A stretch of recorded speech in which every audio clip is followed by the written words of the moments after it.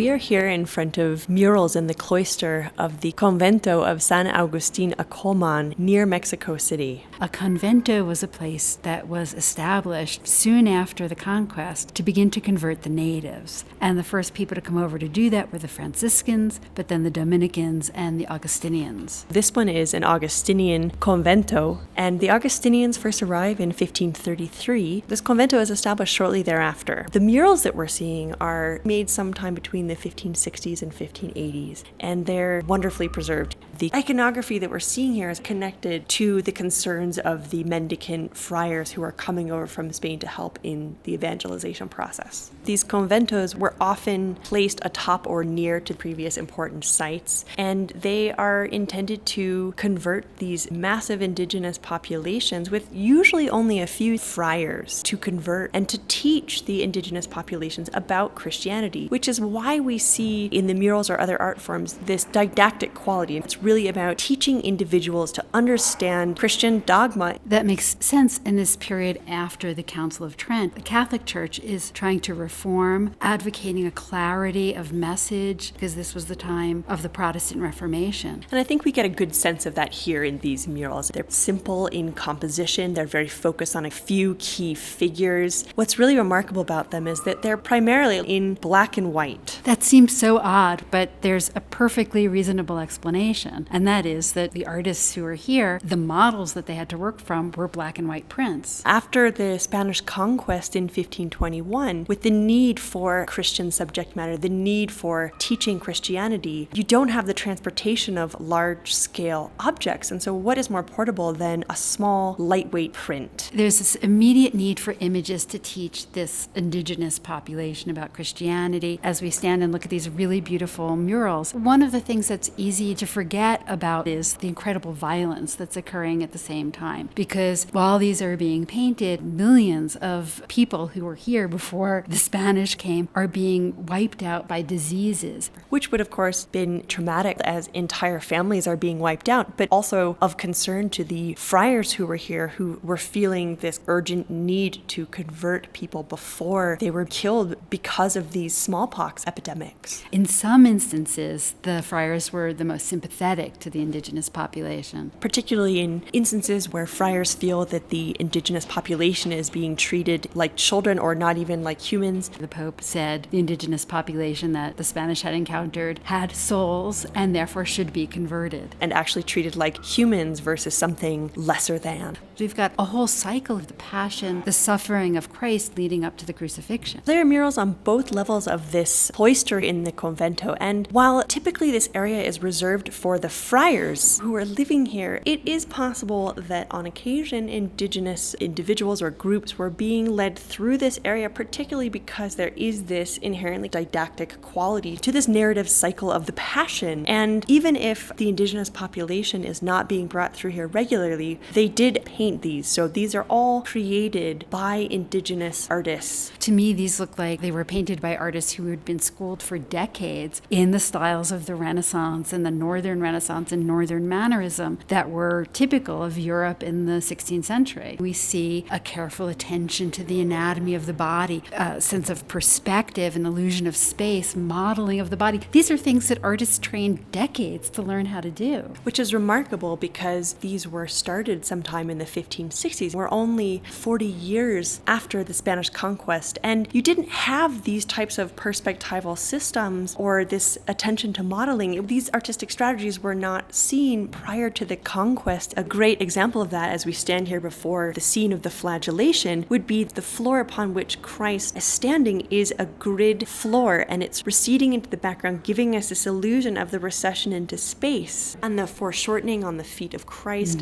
this attention to the body and the modeling with light and shadow. It's remarkable how quickly European Renaissance artistic strategies were being mastered and displayed here. Now we've moved to another corner of the second floor of the cloister, and we're looking at a beautiful image of the crucifixion and another image catty-cornered to that of the Last Judgment. So we have a typical Last Judgment scene here. We have Christ on the orb of the earth at the top. We see angels blowing trumpets, all the standard iconography. Below this, the damned in hell being tortured. And we can identify specific prints that were being used here because they so closely resemble the scenes here. And so we know that a lot of the prints coming over from Europe to the Americas are coming from Northern Europe, making their way to Seville in Spain, and then from there across the Atlantic to Mexico. And Last Judgment scenes were common in conventos. The Last Judgment is frequently depicted in the 16th century, and there is a reason for that. With the conquest, with the conversion, or the attempt to evangelize peoples of the Americas, there were millenarian concerns, or this belief that the indigenous populations needed to be converted in order for the Last Judgment to occur. And so this idea that if they could convert these people, the last peoples on the earth they imagined, this would bring the second coming and this 1,000-year reign of Christ on earth. Imagine the zeal that they felt in this mission. What they were attempting to do is actually establish a new Jerusalem in the Americas.